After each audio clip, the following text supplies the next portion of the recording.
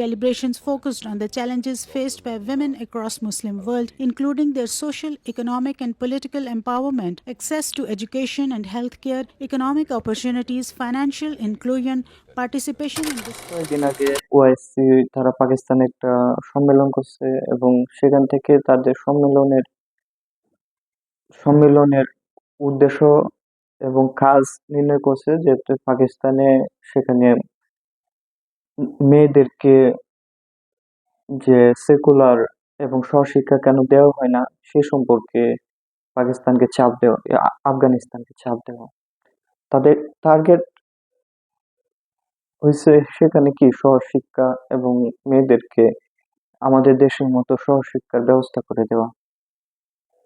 এখন আমাদের ওআইসি যদি কাজ কি কাজ করে সেটা সম্পর্কে যদি আমরা জানতে চাই তাহলে আমার প্রথমে জানতে হবে জর্ডানের রাজধানী আম্মান। জর্ডানের রাজধানী আম্মানে ওআইসি তারা একটা কি করেছে কনফারেন্স করছিল 2-3 দিন যাবত এবং সেখানে কনসার্টেরও আয়োজন করা হয়েছিল এবং সেখান থেকে তারা আম্মার ডিক্লারেশন গ্রহণ করছে। আম্মার ডিক্লারেশনের সারসংক্ষেপ হয়েছে মুসলমানদের যুবদের ধ্বংস করা, নৈতিকভাবে ধ্বংস করে এখানে পাশ্চাত্য সংস্কৃতি, পাশ্চাত্য সংস্কৃতি চালু করা, রিমিক্সিং, নারী পুরুষের অবাধ মেলামেশা, মানে এখানে সংস্কৃতি হচ্ছে পাশ্চাত্যের সংস্কৃতি চালু করা। এটা হচ্ছে ওআইসির বর্তমানে প্রধান কাজ। এখন ওআইসি কি কারণে গঠিত হয়েছিল?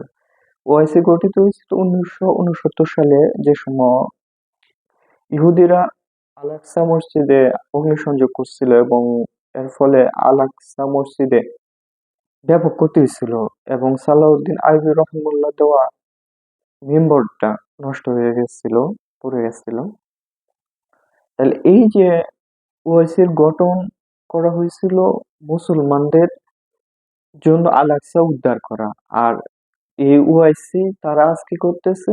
তারা আজ ইসলামের বিরুদ্ধে অবস্থান নিচ্ছে এবং ওআইসির যে বর্তমান অবস্থা, কারণ ওআইসির এই অবস্থা থেকে আমরা সহজে বলতে পারি সে তার যে লক্ষ্য উদ্দেশ্য থেকে সরে গেছে। কারণ হচ্ছে এই যে গাজার মধ্যে পশ্চিম তীরে প্রতিনিয়ত মুসলমানদেরকে হত্যা করে হইতেছে, গাজার সবকিছু ধ্বংস করে দেওয়া হইতেছে, সেখানে দুর্ভিক্ষ চলতেছে, কিন্তু সে সম্পর্কে ওআইসি নির্বিকার।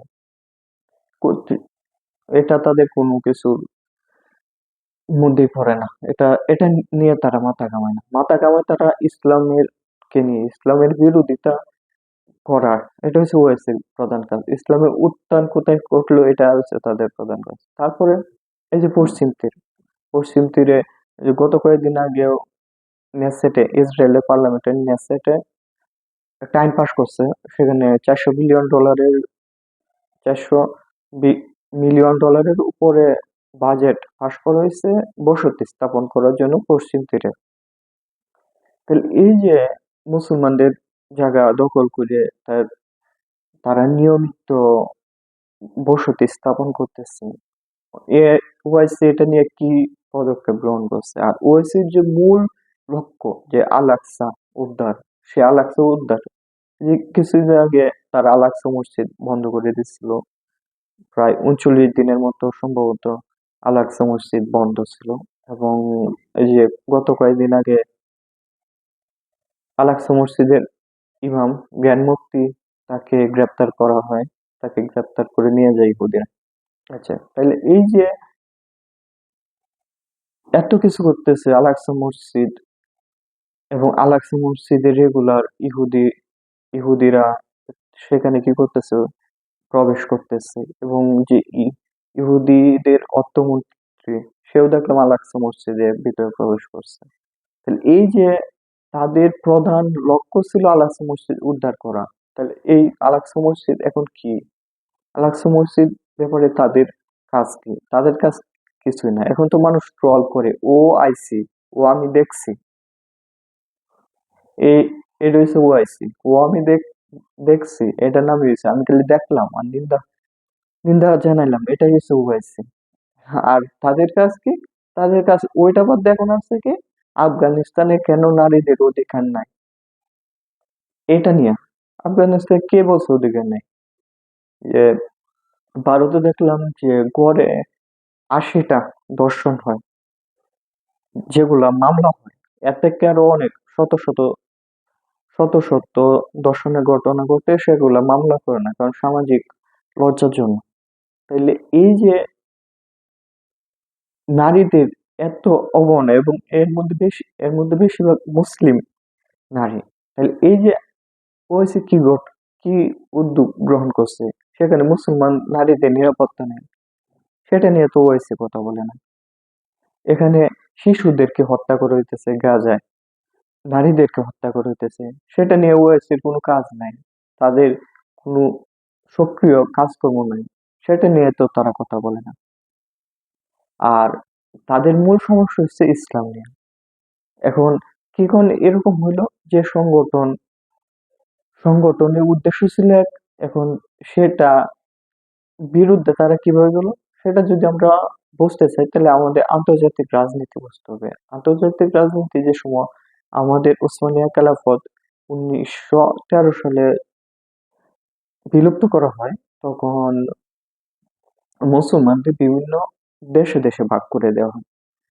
এই ভাগ করে দেওয়ার কারণে তারা আরেকটা জিনিসে করছে, মুসলমানদের বিভিন্ন জাতীয়তাবাদ, জাতীয় পতাকা, জাতীয় মাল, জাতীয় খেলা বিভিন্ন জাতি হিসেবে উপস্থাপন করেছে, এবং এক দেশ আরেক দেশ থেকে আলাদা, এরকম একটা চিন্তা চেতনা তারা ঢোকানো হয়েছে। তারপরে তাদেরকে কাটা জালের বেড়ার মধ্যে আটকায় রাখা হয়েছে, এবং মুসলমানদেরকে তাদের শাসকরা দমায় রাখতেছে। যারা ইসলামের পথে চললে তাদেরকে দমায় রাখতেছে। আজকে ইসরায়েলের 67 লক্ষ ইহুদি, এবং ইসরায়েলের মুসলমানরা আছে 220 কোটির মতো প্রায়। তাইলে এই যে মুসলমানদের অবস্থা, আজ আজ সবাই জানে যে যদি খালি কাঁটাতারে বেড়া না থাকতো, মুসলিম শাসকরা যদি বাধা না দিত, এক দেশ থেকে আরেক দেশ থেকে যদি মুসলমানরা যেতে পারতো, কোনো বাউন্ডারি না থাকতো, কোনো বর্ডার না থাকতো, তাহলে মুসলমানদের এই এত এত মুসলমানের পায়ের নিচে ইসরায়েলের পিষ্ট হয়ে যেত, ইসরায়েলের অস্তিত্বই থাকতো না। তাহলে এই যে বাইতুল মুকাদ্দাস যে তারা ধরে রাখছে, জেরুজালেমকে তারা ধরে রাখছে, এটার জন্য আসলে মেন দায়ী হচ্ছে মুসলিমরা। মুসলিমরাই হচ্ছে সম্পূর্ণ দায়ী, কারণ হচ্ছে মুসলিমরা হচ্ছে তারা পশ্চিমাদের ইহুদিদের গোলামি করে। আমরা জানি যে সবাই, আপনি যত দেশেই দেখবেন, হয়তো আমেরিকা, নাহলে চীন, নাহলে রাশিয়া, যে কারো গোলামি করে। আর কিন্তু মুসলিমরা যদি এখনো যদি এক থাকে, কোনো বাউন্ডারি থাকে না, পৃথিবীর সকল পরাশক্তি মিলে মুসলমানদের একটা চুল পর্যন্ত ছিঁড়তে পারবে না। কিন্তু এটা আমরা দেখি না।